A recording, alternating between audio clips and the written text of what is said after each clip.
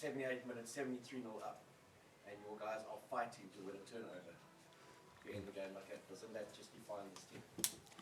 Oh, we're very proud of the way we played. We never underestimate Wales ever, no matter where they are in the rankings and what's going on in their team. We just know how the Welsh people are.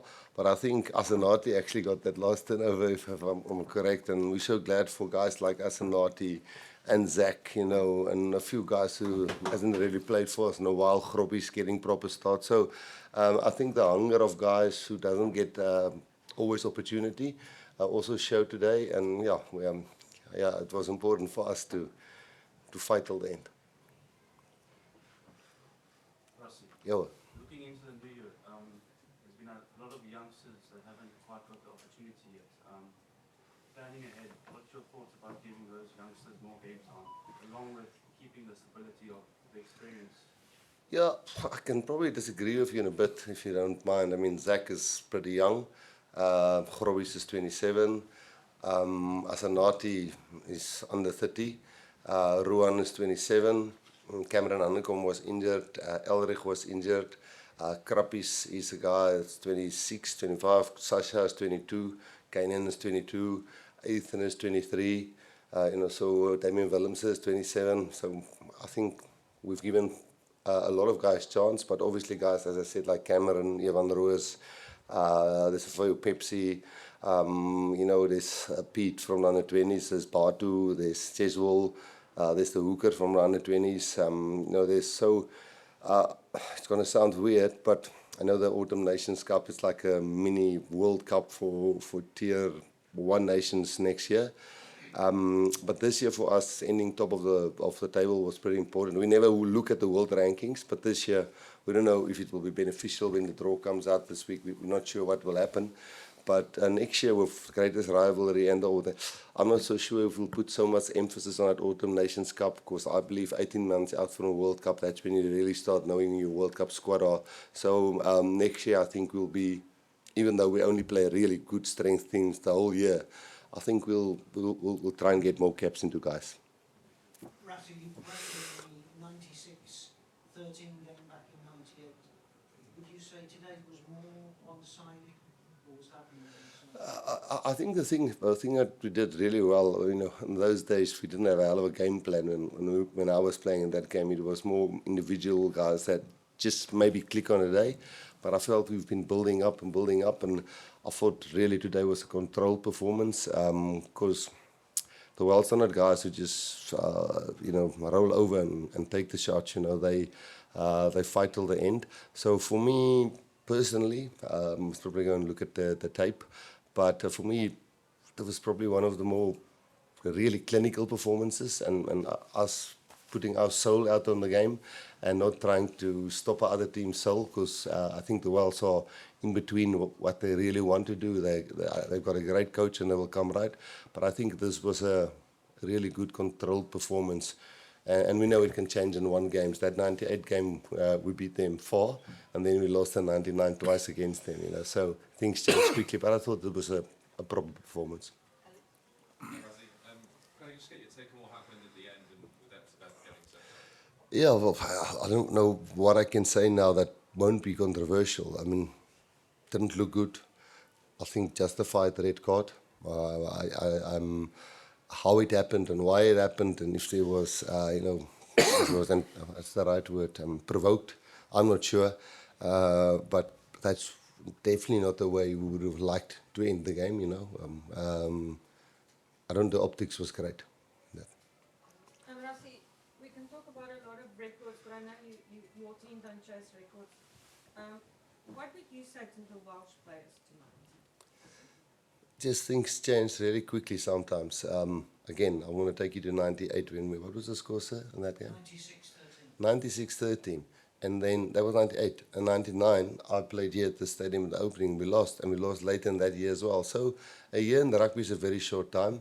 I just think if you look at the players the Welsh lost in one patch, the Davies, the Bigger, there's so many guys that I coached against in the URC, and there's a big bulk, Liam Williams, Rhys Hammond didn't play today. There's a bunch of guys with a lot of experience, and Alwyn and those guys who understand the Welsh psyche and what they stand for. And when you lose like 15 guys, not for one game, but just all of a sudden out of the mix, it takes a bit of time to recover. So I think they'll eventually somewhere they'll be back. Question for Sasha. I just wanted to know what it's like being at the pinnacle of your sport for South African rugby and the same with South African cricket, because you're the leader for rugby, and Temba Bavumba's been amazing for cricket. But how important is it to see the growth of South African sport on the rugby side and the cricket side, having you and Temba as the leaders of the team? Well, I think, yeah, first of all, like for me, in the leadership role, I think I am nothing without the other leaders around me. I've got so many guys we have a lot of guys who've kept in the team, and when I go on the field, I don't have to worry about a lot of things because there's so many leaders in the game. The way that Coach Rassie created the structure for the team, he actually, every single person is a leader in their own right. And I'm just, able to just go in there and play the game. But I think stuff off the field and feeling the team's energy, I think that's really one of the things that I focus on. And I think for Temba too, he will tell you there's so many people that help him in the game. You don't do it alone. And I'm obviously proud of him. And it's amazing what he's done. And I think for so many years, as the cricket struggled to win something and they finally did it, I'm hoping that it continues for them.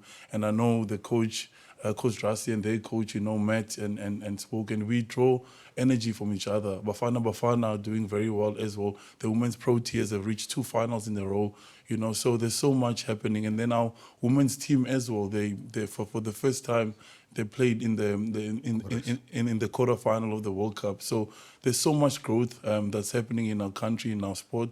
And we know, like Coach Rassie speak to us, we think of everything else that doesn't go right, but we can also focus on the things that do go right. So the privilege that's on our shoulders to be able to play as hard as we can, work as hard as we can to make sure that there's something for people to smile about in our country, and also for people who are sitting in hopeless situations. When they look at us, we come from those situations as well.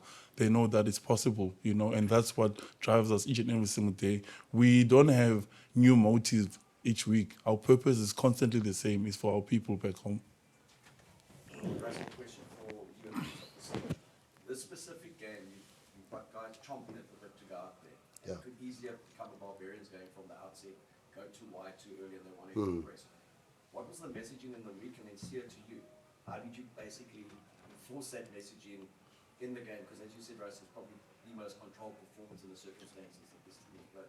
Yes, and I think a lesson learned against Australia in that first match, 22-0 or 22-3 up, and everything feels on and everything seems on.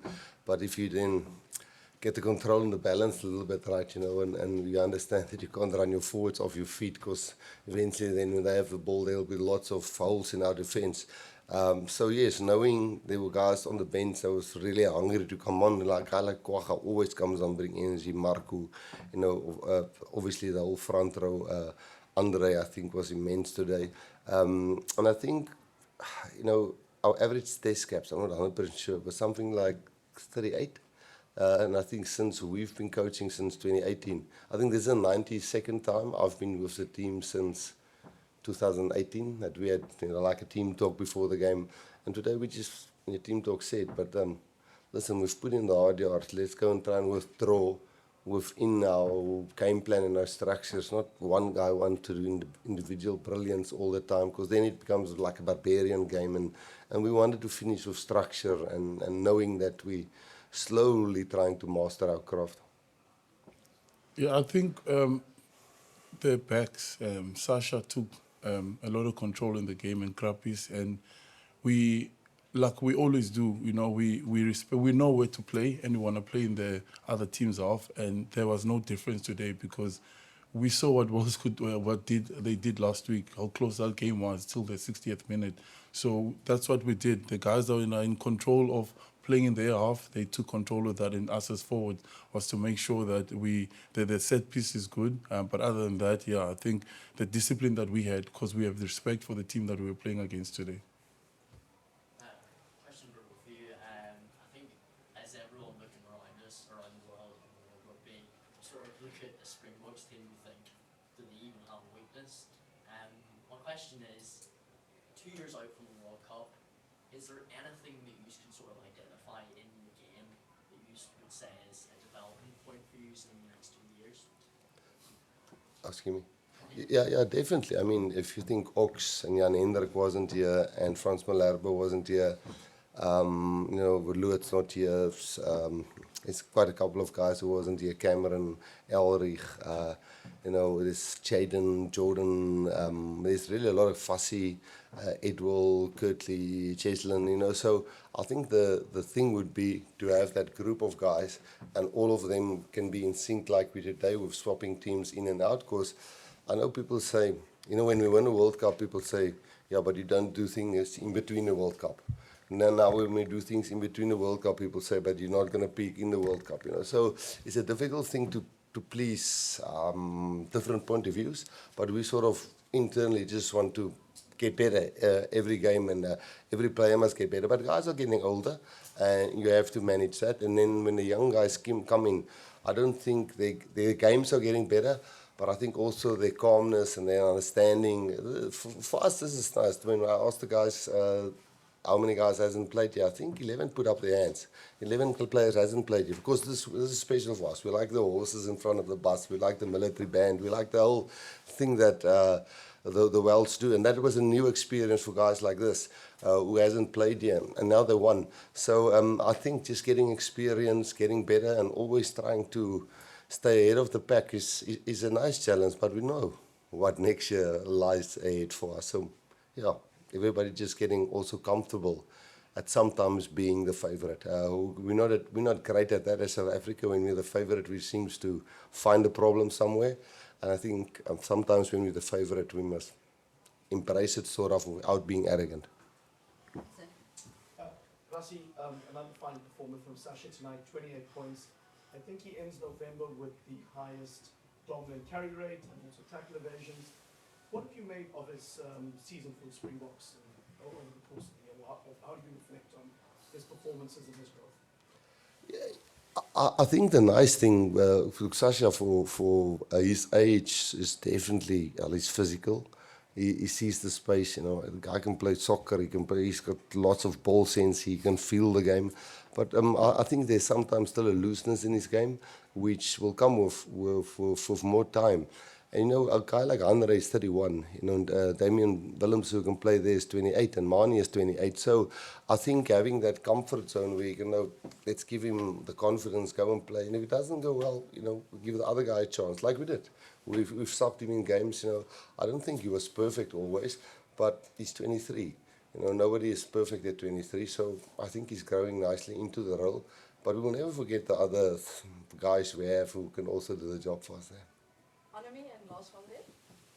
Rassie, if you reflect on this tour, do you feel that you've ticked all the boxes, and you probably didn't expect some of those tough games, grinding it up to players in the red cards, and there's another one now. But if you look back on this tour, is it everything you wanted it to be? Look, for 15 games, I know Barbarians wasn't a test match, but we wanted to have a long season. We've been together since the 3rd of June, so we've been together for 5 months now. Now, that sometimes can become difficult when you're losing, like against Australia, and you can split up, and there can be viruses in the team. But I think filtering players out who's maybe brilliant players, but just doesn't serve the team. I think in that regard, we're getting better. I think the whole team sort of understand what we're trying to do, so that's for me the first positive. And then, winning 13 out of 15 games, or 12 out of, I don't know, 2 games we lost. And last year we lost 2 games. So it's nice to build squad depth and change the way we do things, always with Tony coming in and Cherry in the mix, and Felix coming back. So trying to evolve, keep on winning, and sort of find a balance between getting experience and squad depth. I think in that regard we're okay, but it's now 7 months, and then we only play again. So now tonight the URC game, I'm not sure. I think the Stormers are playing now. We'll watch that. Couldn't see the Bulls and Lions game. So no, there's so many guys that we must still try and get into the. If you want to cover all your bases for the World Cup, you have to get not even better than we were this year, but it was a satisfying year. Last question. Russ, what would you say to the Welsh players? What would you say to Steve Tamsin? When we took over in 2018, we were sixth in the world and we lost 57-0 to New Zealand, and we lost 57, something like that, in Durban. Things changed quickly, and I'm again going to refer to 98 and 1999.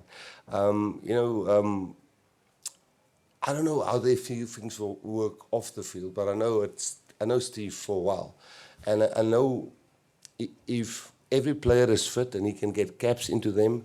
I just think it's just tough if you've played 22 games and you lost 20. You know, it's something very difficult to get out of.